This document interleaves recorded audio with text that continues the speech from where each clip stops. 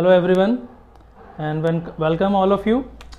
Now I am Salman Khan from Birbal Sahni Institute of Paleosciences, and it is well known institute for paleobotany. So I am pursuing my PhD in paleosciences and sedimentology. So I am here for Zafar Geo Academy, and we are covering the concept of sedimentology,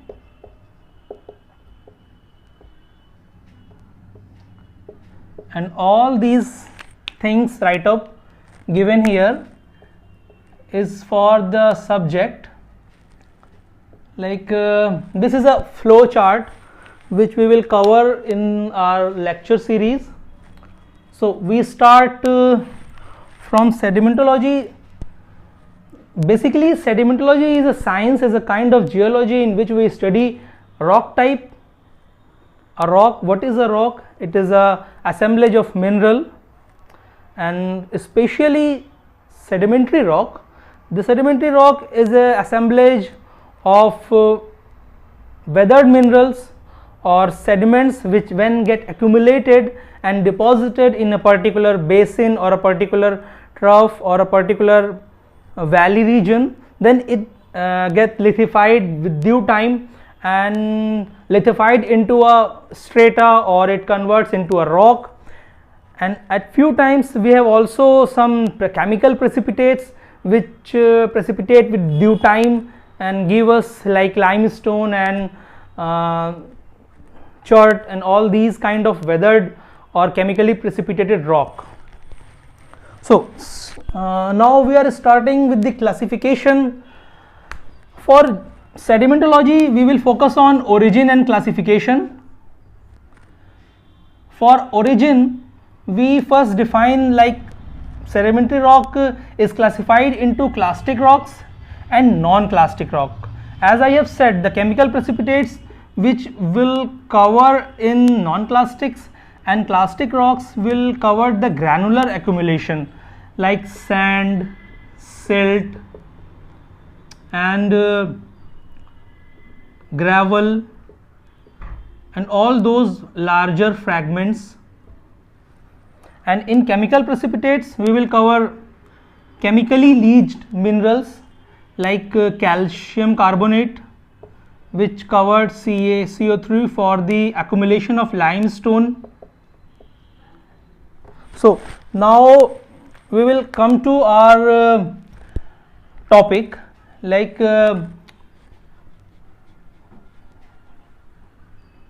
first we will cover the clastic rocks. Following this, we have to study the textural distribution. We must have an idea of for what we are considering the textural distribution, and why do we need textural distribution, and why we need such classification of sedimentary rock, and exactly how sedimentary rocks are formed. So these are some questions which should come to a graduate or a fresh graduate or a PG student or anyone who is applying for GATE NET, because they will ask you about concept. So you must have some basic idea about the sedimentary rock, apart from a very simple thing that we can rub here. We have done origin, we have done classification, so we can rub here. And if this particular block is our provenance, what is provenance? We will define it later, or at this moment I can't give you a proper definition because I'm dealing with the concept. A provenance is a region or a place which disintegrate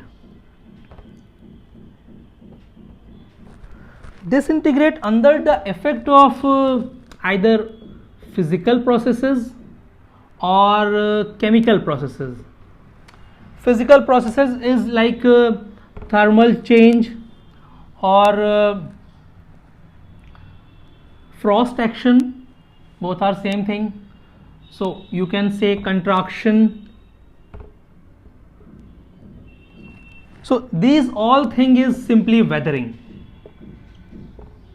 Wearing and tearing of rock.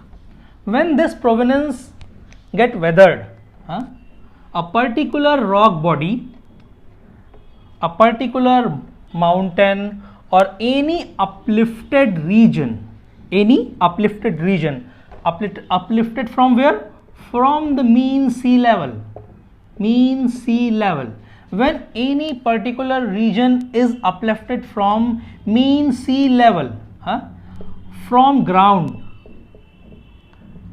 or it is exposed, it get weathered.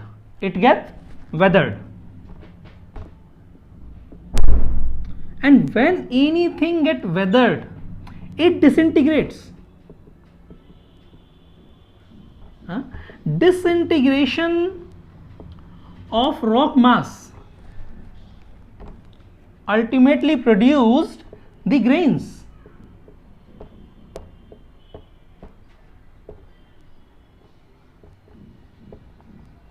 Variety of grains. You can say it sand, silt, cobble, pebbles, gravel. There are variety of and range of grains. This range varies from millimeters to meters, and also it goes back to micrometer. But at micrometer we have some clay, then we change our grain size into silt, then sand, then higher orders gravel, pebble, cobble. So this is a range of sedimentary grain which we have to deal, or their breaking down or their movement. So we have discovered what? We have discovered that disintegration of any provenance, either it could be a igneous rock, metamorphic, and sedimentary itself. Sedimentary rock can be eroded again and weathered again and converted into sediments again. So first thing is what? Provenance uplifted and convert into a provenance from mean sea level or from ground. When anything get uplifted, it weathered, then it move on from its particular location. It move on under the effect of processes. What processes? These processes we have to read in very detailed form. Now I am dropping all these things. Okay, provenance, weathering. This process is called erosion. Movement or weathered particle moves under the effect of agent like air, like water, like glaciers. Maybe there are so many agents. I am not going to discuss it here at this moment, because we have to deal with the textural distribution of sandstone or sedimentary rock. Why sandstone comes up to my mind? Because most of us must be aware of sandstone. It is a type of rock, sedimentary rock, sandstone. So I have started sandstone. So sandstone,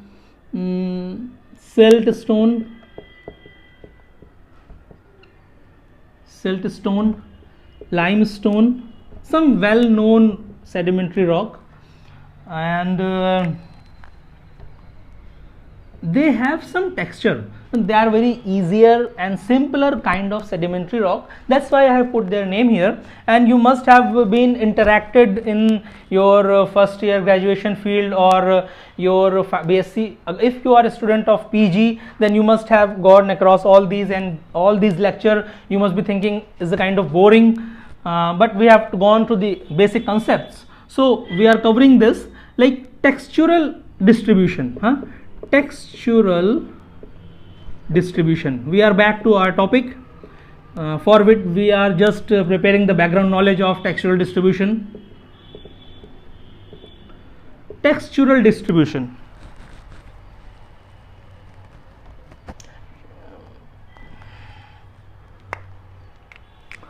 So when we pick up the topic textural distribution, grain size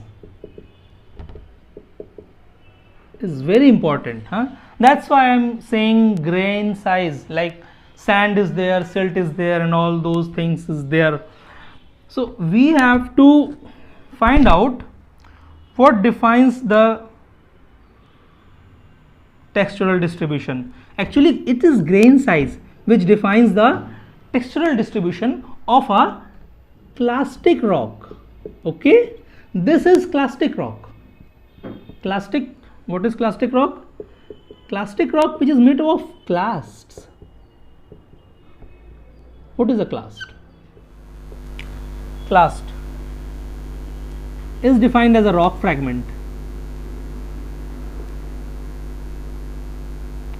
In total, clast is a rock fragment about which we are discussing from a minute, from a few seconds. So clast.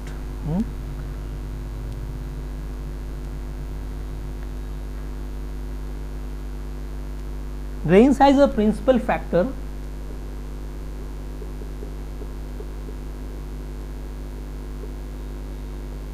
with which we will define the type of rock, type of clastic sedimentary rock we are dealing with. As being a field geologist,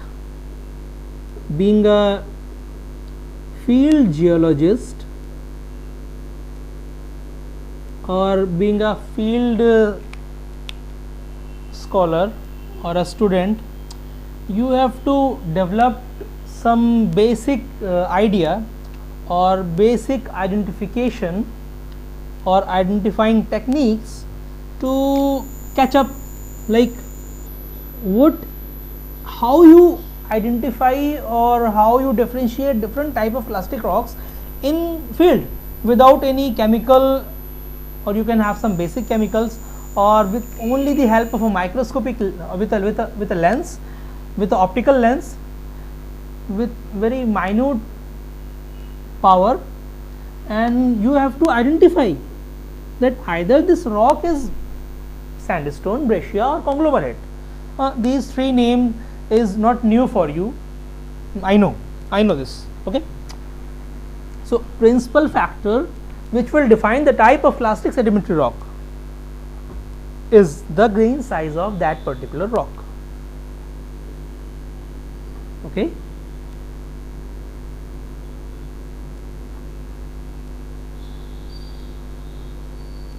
These you can prefer the concept for grain size, Folks classification, and so grain size, and the next part is skewness, sorting, kurtosis. Okay, these two things are somehow statistically identified with data of bulk, grain size, population. Okay, but we can find what is sorting. Sorting is a type of arrangement, the arrangement of sediment within a rock matrix.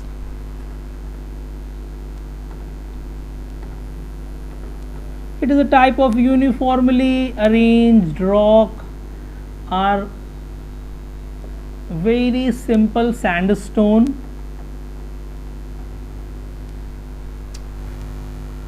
and if this is arranged in a proper manner, then two grains should be contacted to each other, and within this gap there is some cement material which is binding the particular grains all together. Now what is this cement? When we study particular rock and particular characteristic of any particular rock, we will study in very detail. Now I am covering some brief topics now. So this is, if this is a rock and someone asks you what is the sorting of this rock, it is well sorted rock. All the grains are arranged very properly, and they are equal in size. They are equal in size, highly well sorted rock. If it becomes like this,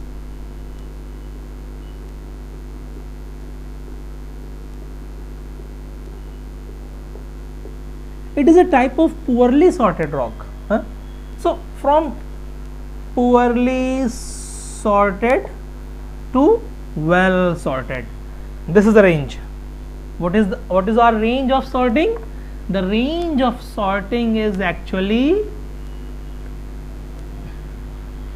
poorly sorted to well sorted. We are moving across this. Okay, as sandstone is a permeable rock, you can see the gap here. So a well sorted rock, a well sorted rock is having a high permeability, high porosity than a poorly sorted rock. Why? Because it is having a uniform voids or gaps or pore spaces which can accommodate the water. These sandstones are aquifer. In the starting of video I am saying now, sedimentary rock study is very important, is very crucial for several economic things.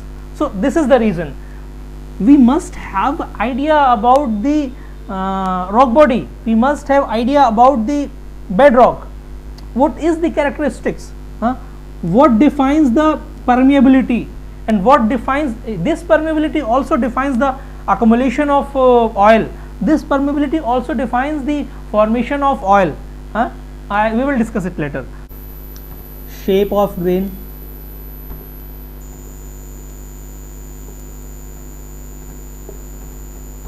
and roundness of grain. A rock is obviously uncertain.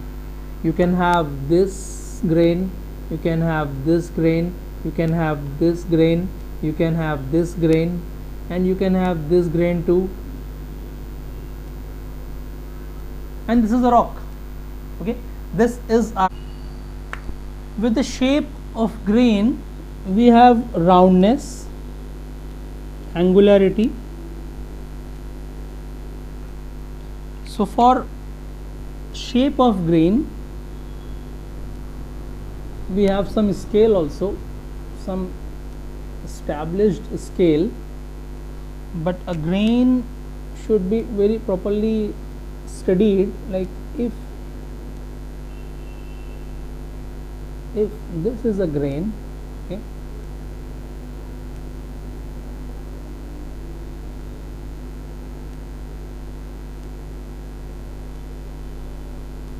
and in total this whole grain is taken.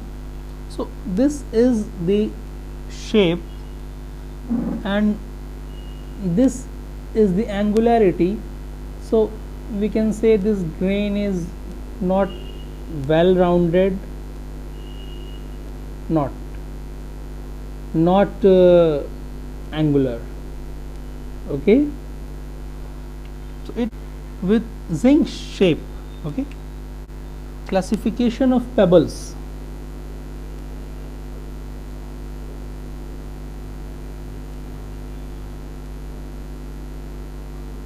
We have to go through the classification of pebbles.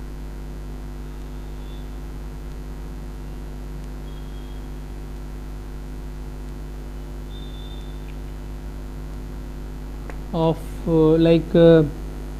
either grain is ranging from high sphericity or low sphericity, or it is very angular or angular, as you can see in this figure.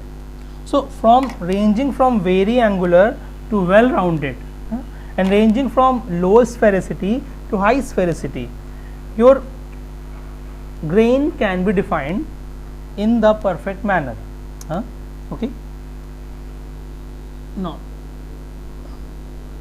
the roundness of a grain is controlled by the weathering and erosive agent. Okay, roundness of a grain is defined or is controlled by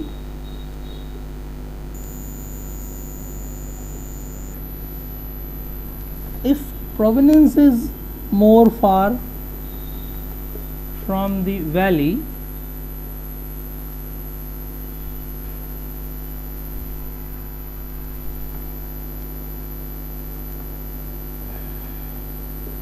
valley 1, valley 2. Okay, sediments deposited here are more angular and sediments deposited here are well rounded.